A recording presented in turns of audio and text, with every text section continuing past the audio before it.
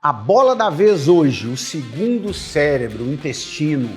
Vamos falar hoje sobre o sistema nervoso autônomo entérico, que é realmente quem faz essa ponte intestino-cérebro. Eu sou Léo Sete, fisioterapeuta osteopata, e vou hoje conduzi-los pelo mundo do sistema nervoso autônomo entérico, que dá vida própria ao intestino e ao mesmo tempo faz uma ponte direta com o cérebro, com as emoções, com a percepção de dor e com a qualidade de vida. Se você é novo aqui no canal, não perca tempo, se inscreva agora, vídeos de altíssima qualidade, toda semana, gratuitamente para você. Sem mais delongas, vamos à aula de hoje.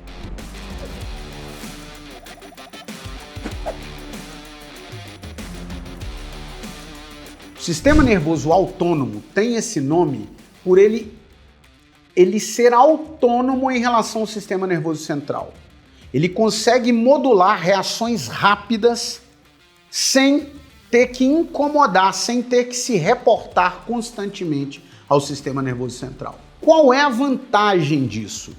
A vantagem disso é economia de energia. Toda vez que o sistema nervoso central, principalmente as áreas supramedulares, o encéfalo entra, o gasto energético é absurdamente maior. Para isso, para diminuir o gasto energético, a gente tem um sistema nervoso autônomo, que é dividido em sistema nervoso autônomo simpático, parasimpático e entérico, que é o nosso objeto da aula de hoje. O sistema nervoso autônomo entérico, ele é formado principalmente por três junções de conjunto de células. A primeira são os neurônios entéricos, que é o plexo de Meissner e plexo de Auerbach. O plexo de Meissner fica na região submucosa do intestino. Ele controla a produção de muco, que vai ser julgada lá no lúmen, né? Dentro do intestino, na parte oca ali, dos órgãos ocos, né? Tanto a nível de estômago, intestino delgado e etc. Então ele vai produzir muco, chama plexo submucoso. E o outro plexo é o plexo mioentérico, que vai controlar a motilidade, tanto o movimento de contração circular quanto de contração longitudinal, que vai mover o alimento. Além da parte neuronal, o sistema entérico é formado também pelas células gliais. São células que vêm de uma mesma origem embrionária ectoderma dos neurônios, porém, o que essas células fazem? Elas dão suporte para esses neurônios funcionarem. E elas são fundamentais. Indivíduos com alterações como síndrome do intestino irritável, dores crônicas, têm alterações não só dos neurônios, mas também das células gliais, que proporcionam, no caso desses indivíduos com alterações crônicas, uma disfunção do microambiente que os neurônios trabalham, tá? Essas células gliais, elas agem inclusive modulando a atividade neuronal, inibindo, ajustando ou excitando para ajustar melhor uma atividade neuronal. Além disso, o sistema entérico então é composto por neurônios, células gliais e outras células chamadas células marca-passo ou pacemarker, ou também conhecido como células de Cajal, tá? Com J, que pronuncia Cajal. Essas células fazem o quê? Elas ajudam a controlar as ondas lentas e ondas rápidas do peristaltismo. Elas ajudam a controlar todos os níveis das camadas musculares do intestino, tanto as camadas de uma parte do intestino como a sequência longitudinal do intestino. Como que esse sistema entérico funciona, gente?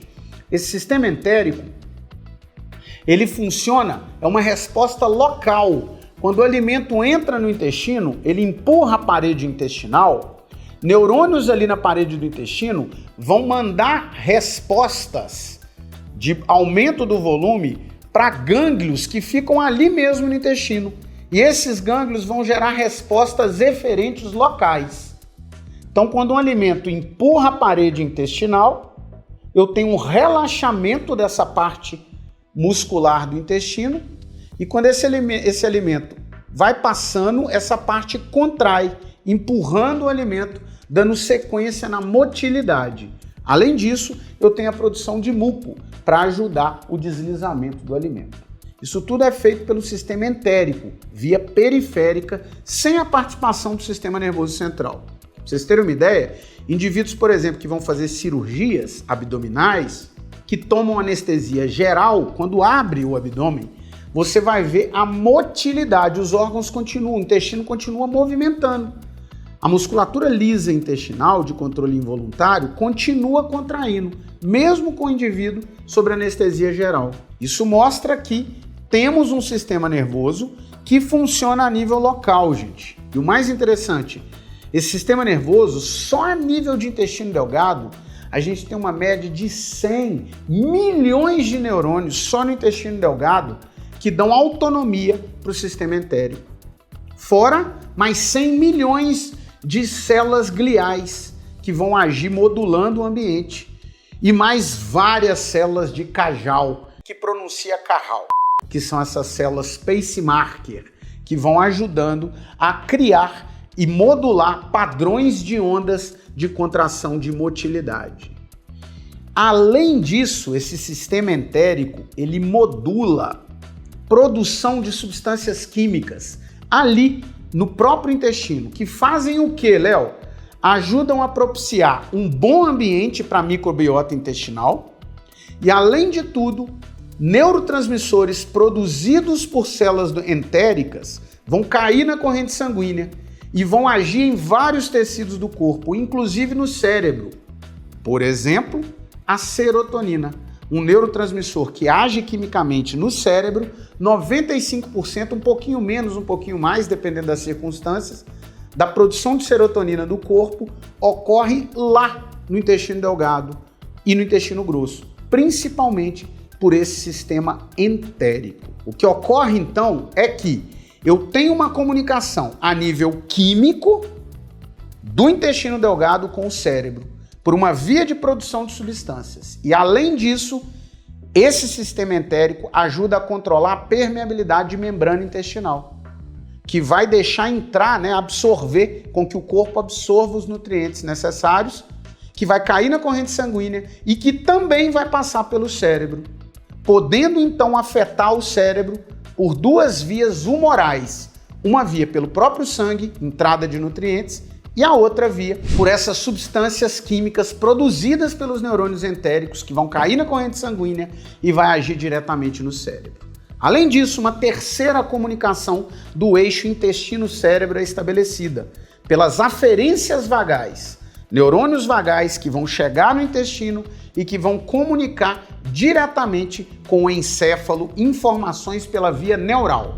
Então, resumindo, uma via humoral, de substâncias que vão ser absorvidas pelos alimentos, uma via química produzida de neurotransmissores que vão ser produzidos pelos próprios neurônios entéricos, que vão cair na corrente sanguínea e vão também afetar a função cerebral, e uma via neural direta, através das aferências vagais. E isso tudo vai influenciar e formar esse eixo tão falado intestino-cérebro. Tenho certeza que essa aula vai contribuir para o seu aprendizado e ela merece um like.